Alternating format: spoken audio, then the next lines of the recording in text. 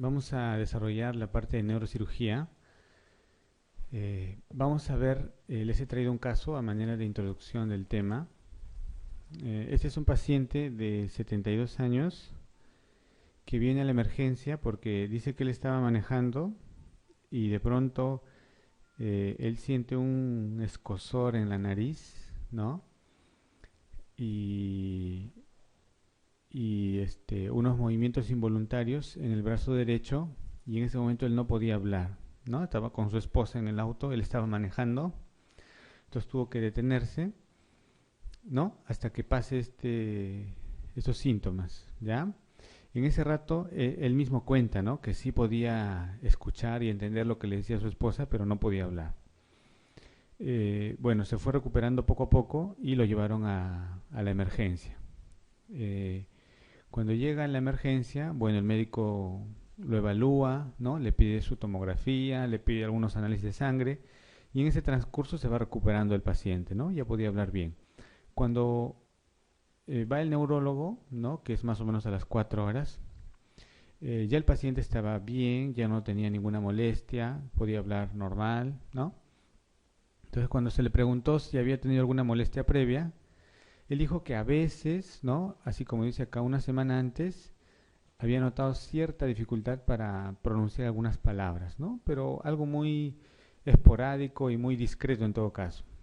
Y en el examen estaba despierto, estaba orientado, su lenguaje era normal, obedecía órdenes, tenía un leve borramiento en el surco nasogeniano derecho, no tenía déficit motor, un reflejo rotuliano derecho incrementado, había un Babinski derecho, sin alteración sensitiva y sin signos meningios, ¿ya?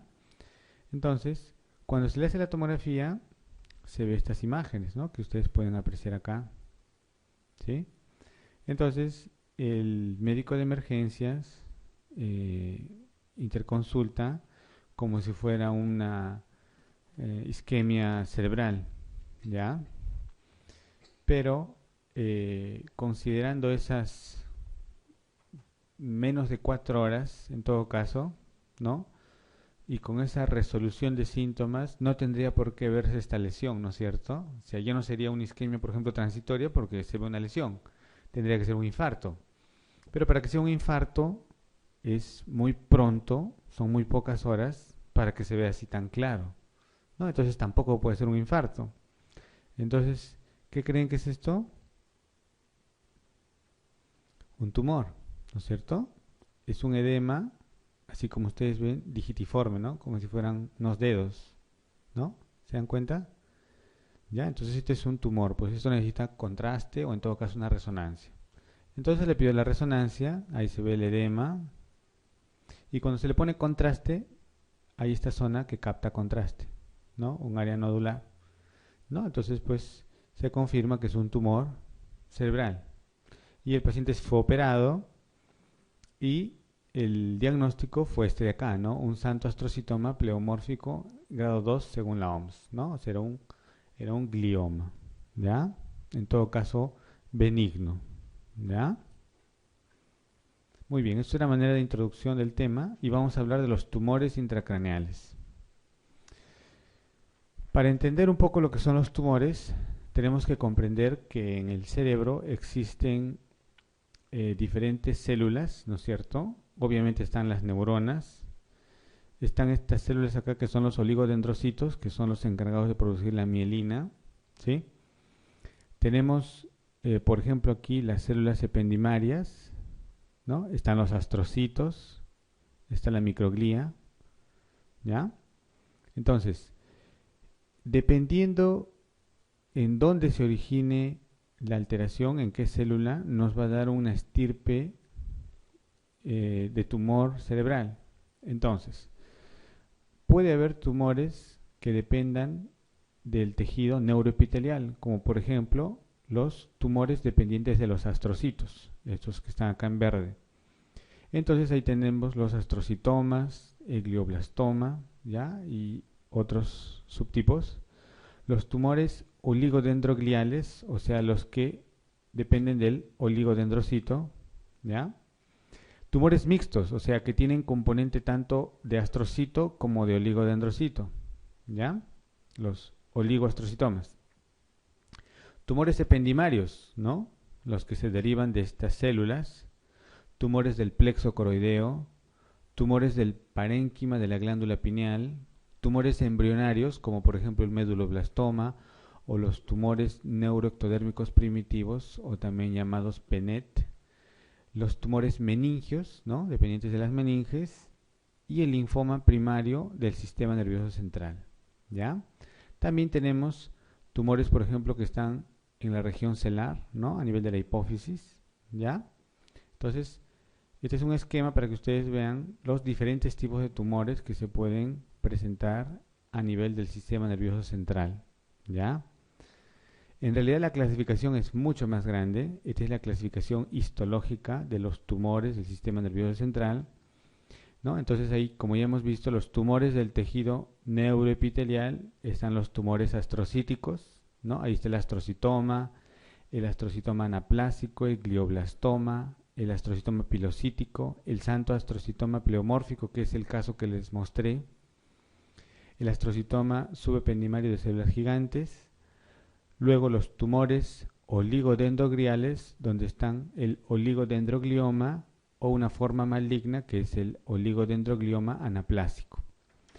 Como les decía, también hay tumores mixtos que dependen del astrocito y del oligodendrocito, ¿ya?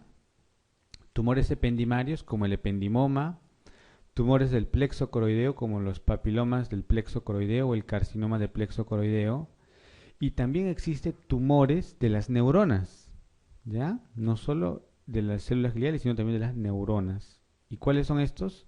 ¿No? Son tumores neuronales o tumores mixtos neurogliales, ¿ya? Tenemos, por ejemplo, el gangliocitoma, ganglioglioma, el neurocitoma central, ¿ya? Puede haber tumores, como les decía, de la glándula pineal, como el pineocitoma o el pineoblastoma, tumores embrionarios como el méduloblastoma o los tumores neuroectodérmicos primitivos, tumores meningios donde está el meningioma o el hemangioblastoma, linfomas primarios del sistema nervioso central, tumores de células germinales como el germinoma, teratoma, etc., tumores de la región celar, el adenoma pituitario, ¿no? Craneofaringioma, y finalmente los tumores metastásicos, ¿ya? Entonces, toda esta variedad de tumores, ¿no? Se puede presentar a nivel del sistema nervioso central. Obviamente desarrollar todo eso es demasiado largo, entonces vamos a ver los más importantes. Cuando vemos tumores es importante ver un poco de las imágenes, ¿no? Entonces aquí tenemos imágenes de resonancia, ¿no? Entonces en la resonancia existen diferentes secuencias, ¿no? T1, T2, FLAIR, contrastado, etcétera, ¿no? Entonces esta es una secuencia que se llama T2, donde se ve esta lesión hiperintensa, ¿no? En resonancia hablamos de intensidades cuando se ve más blanco. Esta es una lesión hiperintensa, ¿no? Aquí tenemos una lesión, miren, ¿no? Que es algo, digamos, irregular, ¿no? Este es un estudio con contraste, o sea, con gadolinio. Ven una captación irregular con un centro necrótico, ¿no? Este es un tumor maligno que tiene características de un glioblastoma, por ejemplo. Este es otro tumor que, como ven, la captación es nodular, como un copo de algodón. Estos son linfomas, linfoma primario, ¿ya? Aquí tenemos otro tumor, como ustedes se dan cuenta, está pegado, ¿no?, al falx cerebri, ¿no? Y en este caso es un meningioma. Esta es una imagen contrastada donde los tumores meningios clásicamente captan intensamente el contraste, ¿no? Como ustedes ven acá. Y está pegado pues a una membrana meningia, ¿no es cierto? Es un meningioma. Aquí tenemos otro meningioma, miren, ¿no? En la resonancia sin contraste, que es donde estoy señalando, se ve esta imagen. Y cuando se le pone contraste, miren cómo capta, ¿no?, intensamente el contraste. Este es un schwannoma o un neurinoma del acústico. Y si ustedes ven, en el otro lado no se ve nada, pero cuando se pone contraste, sí se ve acá una zona que capta, ¿no? O sea, es bilateral, ¿ya? Pues la resonancia es fundamental cuando uno ve tumores, pues, ¿no? Da gran parte del diagnóstico. Muy bien. ¿Cuáles son los síntomas y signos de los tumores cerebrales? La presentación clínica es variable, ¿ya? Generalmente hay un déficit neurológico progresivo, ¿no? O sea, porque los tumores no se presentan pues de la noche a la mañana, ¿no es cierto? Sino poco a poco van dando síntomas. A eso se refiere eso, ¿no? Un déficit neurológico progresivo. Y usualmente el déficit es motor, o sea, con hemiparesia. Porque si ustedes recuerdan cuando hemos visto en vasculares el homúnculo, ¿no es cierto? Hay una gran representación motora en el cerebro, por eso es que un tumor que esté más o menos en esa zona va a comprometer la fuerza. También puede dar cefalea, ¿no? Especialmente si está en fosa posterior, porque en la fosa posterior el espacio es muy pequeño, ¿no? Y rápidamente genera hipertensión endocrinal, entonces da cefalea. Y finalmente, epilepsia o crisis epilépticas, ¿no? Porque de todas maneras el tumor es un foco irritativo y muchas veces puede ser el síntoma de presentación. ¿Se acuerdan el caso que mencionamos al inicio? Lo que el paciente hizo, ¿qué fue? ¿Qué clínica hizo el paciente que les mencioné? Todo eso, ¿qué cosa fue? Fue una crisis epiléptica.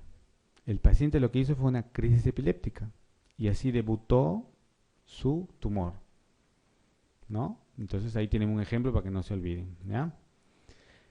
¿Por qué ocurre cefalea? Por varios motivos. Por ejemplo, porque incrementa la presión intracraneal, ya sea por el efecto de masa del tumor, por el efecto de masa, por el edema, como han visto en el caso, o por hidrocefalia, ¿no? Si hay una obstrucción en la circulación del líquido cefalorraquídeo, va a haber hidrocefalia y por lo tanto va a incrementar la presión intracraneana. También puede hacer que el tumor invada o comprima algunas estructuras sensibles. Ustedes saben que el cerebro en sí no duele, sino son otras estructuras que duelen, ¿no? Como los vasos, la dura, ¿no es cierto? O los nervios, eso duele, ¿no? Entonces, por eso puede ser. Y también por alteraciones visuales, ¿no? También puede haber cefalea, ¿ya? Aquí tienen un cuadro, ¿no? Donde están más o menos los porcentajes en caso, por ejemplo, ¿no? De un glioma de bajo grado, un glioma maligno, un meningioma, un linfoma primario, ¿no? ¿Cuáles son los síntomas de presentación? Cefalea, crisis epiléptica, hemiparesia, alteraciones en el estado mental, ¿ya? Muy bien. Los gliomas, ¿no? Los gliomas son los tumores cerebrales primarios, ¿no? Más frecuentes, ¿ya? Representan casi el 50% de todos los tumores intracraneales. O sea, si ustedes ven a un paciente con un tumor intracraneal, la primera posibilidad es que sea un glioma, ¿no es cierto? Y dentro de los gliomas hay varios tipos, pues los astrocitomas, los oligodendrogliomas, ¿no es cierto? ¿Ya? Entonces, los gliomas en general, todo ese grupo, ¿no? Representa la causa más frecuente, ¿ya? 40-45%. Tienen una incidencia alta alrededor de la segunda década de la vida, ¿no? O sea, en adultos jóvenes, ¿ya? En adultos, su localización generalmente es supratentorial, mientras que en niños es infratentorial. Y es un poco más frecuente en varones en una relación 3:2. Existe una clasificación histológica para los gliomas, ¿ya? Que es esta que está acá, como ustedes ven, según la OMS, ¿no? El grado 1, 2, 3, 4. El grado 1 está representado por el astrocitoma pilocítico. El grado 2 por el astrocitoma. El grado 3, que ya es más maligno, el astrocitoma anaplásico. Y el más agresivo, el más maligno, es el grado 4, que es el glioblastoma multiforme, ¿ya? Y esta clasificación es histológica, ¿no? Como dice acá, histológica. Entonces, hay características en la anatomía patológica, ¿no? Por ejemplo, si hay necrosis, si hay neovascularización, ¿no? Le dará un grado mucho más agresivo, ¿no es cierto? Entonces, dependiendo de esas características, nosotros clasificamos al tumor. Entonces, lo mismo está acá. Tumores de bajo grado, el glioma anaplásico y el glioblastoma. el grado 1 y el grado 2, estos dos son gliomas de bajo grado, ¿ya? Estos dos son gliomas de bajo grado, por si acaso.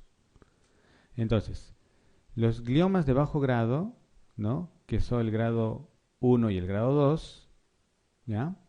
Por ejemplo, los síntomas se presentan en años, ¿no? Son tumores de crecimiento lento. La edad del diagnóstico, como habíamos dicho, son jóvenes, ¿no? Entre 5 a 30 años. Si le hacemos resonancia con contraste, muchos de ellos pueden o no captar contraste, ¿ya? Y el tratamiento, a veces, como estos tumores en algunos casos no son delimitados, no se pueden operar, porque no está, pues, no hay un lugar, digamos, exacto que operar. Y a veces, simplemente se les observa y se les sigue, ¿no? Y tienen buena sobrevida. Diferente, por ejemplo, los gliomas anaplásicos, que son los de grado 3. La presentación es solo en meses, son personas mayores, ¿no? Adultos ya de 30 a 50 años. Generalmente aquí hay captación de contraste, ¿no? Obviamente en la patología va a haber anaplasia y aquí ya se realiza, digamos, radioterapia, quimioterapia y la sobrevida y es más corta, ¿no? 3 a 4 años. Y el glioblastoma, que es el grado más agresivo, el grado 4, los síntomas se presentan en semanas, ¿no? Si aparentemente el paciente está bien y de pronto se pone mal. Son pacientes mayores de 50 años. En la resonancia tienen una captación intensa del contraste. El tratamiento, digamos, paliativo se basa en radioterapia y quimioterapia y la sobrevida es menos de un año, ¿no? O sea, son tumores de pronóstico malo, ¿ya? Muy bien. Entonces aquí vamos a ver los astrocitomas de bajo grado. Representan, ¿no?, los de grado 1 y los de grado 2 que les mencioné. Son lesiones irregulares, no homogéneas. En algunos casos puede haber calcificaciones, ¿ya? Cuando ustedes tienen un tumor que tiene calcificación, le da cierta benignidad, ¿ya? Si ustedes tienen una lesión en resonancia, ¿no?, que está calcificado en parte, ¿no?, sugiere que sea benigno, ¿ya?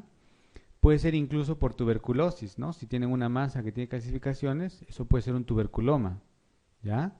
En cambio, si una lesión no tiene calcificaciones, ¿no?, y obviamente tiene otras características, probablemente sea más maligno, ¿ya? Entonces las calcificaciones sugieren benignidad. No siempre, obviamente, ¿no?, pero en general, ¿ya? Ahora, estos astrocitomas de bajo grado usualmente tienen poco edema alrededor, en general no son encapsulados, ¿no?, y están pobremente demarcados del parénquima, ¿no? Por eso es que a veces no se pueden operar, ¿ya? Si le ponemos contraste, los tumores de grado 1 pueden mostrar una mínima captación o simplemente no captan. En cambio, los de grado 2 sí captan hasta un 90% de casos, ¿ya? Hablando de los astrocitomas de bajo grado. Entonces, por ejemplo, aquí tienen una imagen de resonancia que es en FLAIR y ven esta imagen acá, ¿no es cierto? Una imagen que no está, digamos, encapsulada, ¿no? Es una imagen, como ustedes ven, un poco difusa, ¿no? Y representa un tumor de bajo grado, un astrocitoma de bajo grado. Si le ponemos contraste, aquí no hay captación. Dentro de estos gliomas de bajo grado, uno de los más frecuentes es este de acá, el astrocitoma pilocítico, ¿ya? Y esos tumores se pueden localizar a nivel del nervio óptico, en el diencéfalo, en el cerebelo y en el tronco. Generalmente ocurre en niños y en algunos adultos jóvenes. Se caracteriza porque tiene un componente sólido, miren aquí en la imagen, ¿no? Miren la imagen donde estoy señalando, hay un componente sólido y hay un componente quístico, ¿ya? Así son estos tumores, astrocitomas pilocíticos, ¿ya?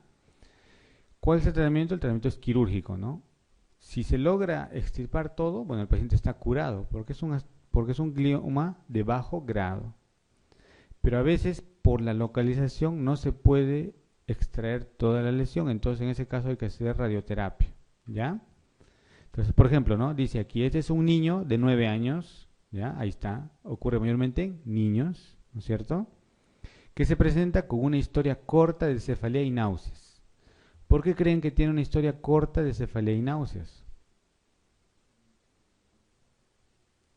Porque el tumor está en fosa posterior y este espacio, como les repito, es pequeño.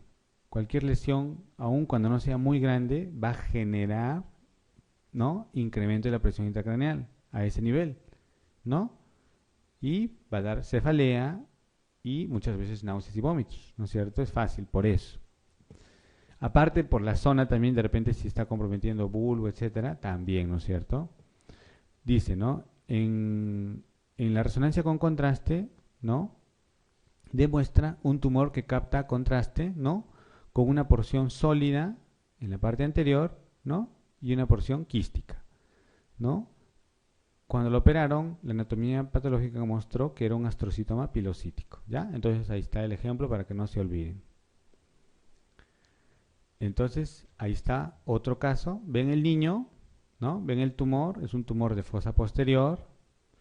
En fosa posterior también puede obstruir la circulación del líquido cefalorraquídeo y puede dar hidrocefalia, y eso también puede llevar a cefalea y vómitos, ¿no es cierto? Ahí está el niño. Como está en fosa posterior, miren, los pies están, ¿no?, tiene ampliación de la base de sustentación, o sea, tiene ataxia, ¿no es cierto? Tiene cefalea y se está agarrando a la cabeza, tiene vómitos, ¿ya? Muchas veces es más fácil que ustedes recuerden las imágenes, porque a veces memorizarse todo es difícil, ¿no es cierto? Por eso yo les traigo las imágenes, para que ustedes puedan tratar de visualmente, ¿no?, enfocarse en algunos casos más frecuentes y tenerlo más claro, ¿no? Entonces ahí está, ¿no?, el niño con sus vómitos, ¿no? Y en la imagen, ¿qué es lo que se ve? El astrocitoma pilocítico, ¿ya? Con una lesión nodular y una zona quística, ¿ya? Muy bien. Aquí tenemos un tumor, como ustedes ven acá en la imagen de resonancia, ¿no es cierto? Un tumor, ¿ya? Esta es una imagen en FLAIR, así se llama, FLAIR, como estoy teniendo acá. Y cuando se pone contraste a la imagen, miren, casi no hay captación, una cosa muy discreta, ¿no es cierto? Entonces, esto es un glioma de bajo grado, ¿no? Porque hemos dicho que los gliomas de bajo grado muchas veces no captan contraste. Como está localizado en el tronco, ¿no? Ustedes saben que por el tronco, aparte de los nervios craneales, suben y bajan diferentes vías, ¿no es cierto? Vías motoras, sensitivas, ¿no es cierto? Entonces da un cuadro bastante florido, pues, porque es una zona pequeña donde hay muchas conexiones, ¿sí? Entonces, aquí tenemos un dibujo, ¿no?, donde está ahí, miren el tumor, ¿no es cierto? Entonces está en la protuberancia, ¿sí? Está comprometiendo, miren, acá está el sexto, el séptimo, ¿sí? ¿No es cierto?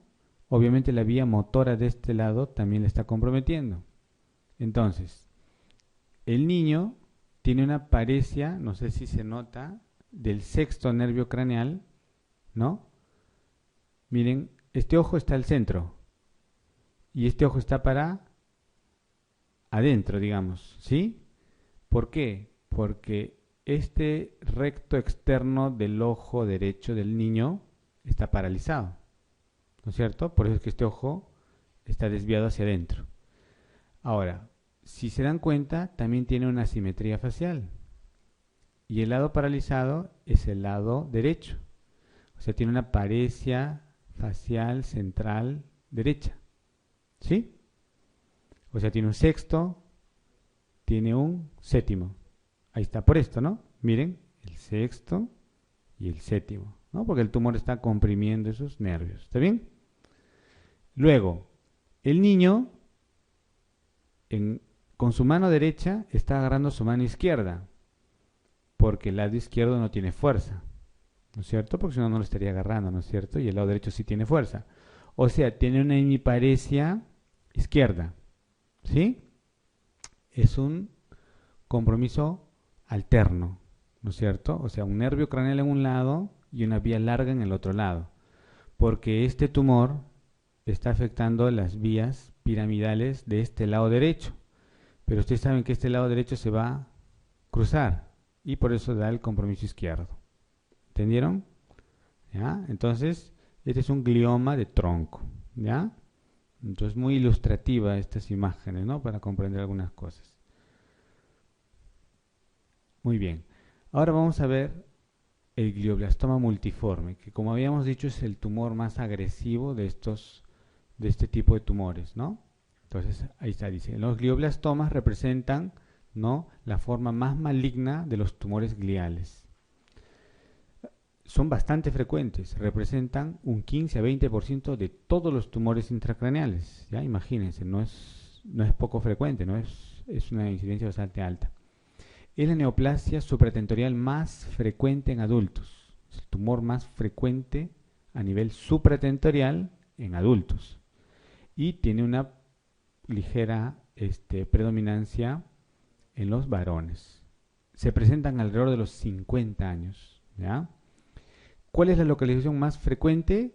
Lóbulo frontal. Y después el lóbulo temporal. ¿Ya? Entonces, aquí tienen, miren, ¿no? Este es un glioblastoma. Ven esa captación intensa, irregular, con áreas necróticas. ¿Ya? Esta es una imagen T1 con contraste. Esta es una imagen en FLAIR. Entonces, ahí ustedes pueden ver, ¿no? Un tumor bastante grande. Bueno, vamos a leer un poco lo que dice acá, ¿no? Este es un niño de 9 años con una semana de historia, imagínense, ¿no? Una semana de historia de cefalea, vómitos y somnolencia, ¿no? Entonces, uno puede ver esta imagen y puede decir, pero ¿cómo no ha dado síntomas previos? Es que esos tumores son así, son muy agresivos, crecen muy rápido.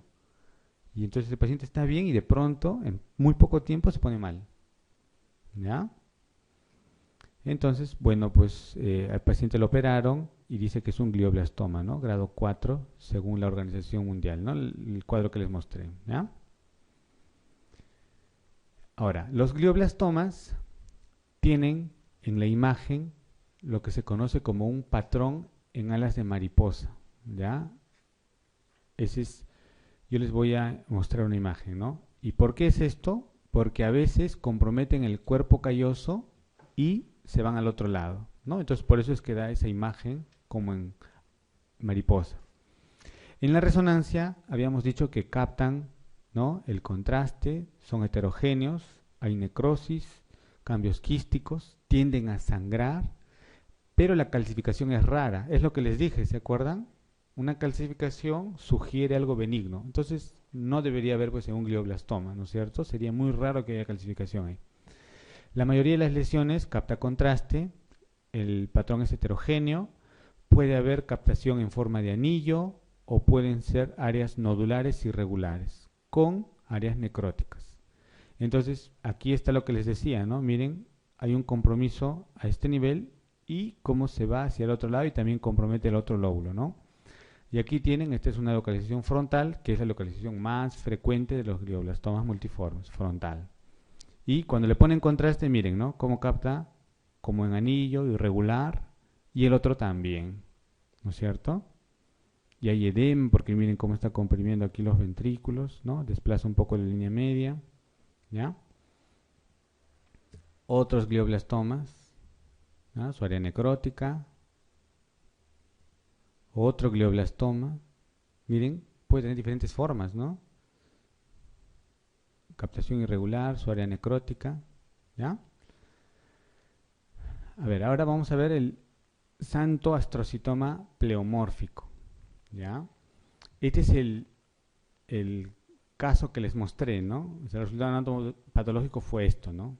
Fue un poco raro porque la persona era mayor, digamos, adulta, ¿no? Y esto es más frecuente en más jóvenes, ¿no? Pero bueno, el diagnóstico finalmente es anatomopatológico, ¿no? Ya, este tumor es un astrocitoma, ¿no es cierto?, más frecuente en niños y adultos jóvenes, ¿no? La presentación típicamente en la segunda, tercera década de la vida y generalmente se presenta con crisis, así como lo hizo este paciente. La localización más típica es región temporal, ¿ya? Y dice, ¿no?, es usualmente, ¿no?, visto que haya un nódulo mural captador, así como en el caso, ¿no es cierto? Si ustedes recuerdan la imagen del caso, era un nódulo captador, ¿no? Bastante homogéneo. La calcificación es infrecuente y las características de la resonancia son inespecíficas, ¿ya? Muy bien, hemos visto brevemente lo que son los tumores dependientes de los astrocitos, los astrocitomas, ¿no? Benignos hasta el más maligno. Ahora vamos a ver los oligodendrogliomas. Estos representan un 5% de los gliomas en general, ¿ya? Son tumores de crecimiento lento con una localización frontal predominante. Lo que caracteriza a los oligodendrogliomas es que muchos de ellos, un 50 hasta un 90%, pueden estar calcificados, ¿ya? Entonces, si tenemos un tumor que está calcificado, podría ser un oligodendroglioma, ¿no es cierto? Usualmente heterogéneos en la resonancia, ¿ya? Puede haber áreas de hemorragia, el edema no es muy significativo, el 50% pueden captar contraste, ¿ya? Y la mayoría son benignos, pero también hay formas malignas, ¿no? O formas mixtas, y podemos tener, por ejemplo, los oligoastrocitomas o los oligoastrocitomas anaplásicos, ¿ya? Entonces, aquí tienen una imagen, esta es una tomografía, ¿no? Y ven ahí abundantes calcificaciones, ¿no? Entonces, si vemos esta imagen, ¿qué nos sugiere? Un oligodendroglioma, ¿no es cierto? Y en la resonancia también se ve más o menos lo mismo, el edema, y estas partes negras son las calcificaciones, ¿ya? Muy bien, ahora vamos a ver el linfoma. Existe pues el linfoma que afecta, digamos, los ganglios, ¿no? El cuerpo, y existen linfomas que afectan el cerebro, ¿no? Los linfomas que afectan el cuerpo, por decir así, pueden hacer metástasis al sistema nervioso central. Pero cuando estos linfomas afectan el sistema nervioso central, no dan lesiones parenquimales, sino afectan las meninges. ¿Está bien? Son diferentes los linfomas que se originan, digamos, en el cerebro. Esos son linfomas primarios del sistema nervioso central. ¿Está bien? Es para que quede clara la idea, ¿ya? Entonces, los linfomas primarios del sistema nervioso central son tumores muy poco frecuentes, representan el 1% de los tumores. Pero ustedes saben que en los pacientes código, ¿no es cierto?, en los HIV, ¿no?, tienen linfomas, ¿ya? Linfomas primarios por un tema de inmunidad, ¿no? Entonces quizás en ellos sea más frecuente, ¿ya?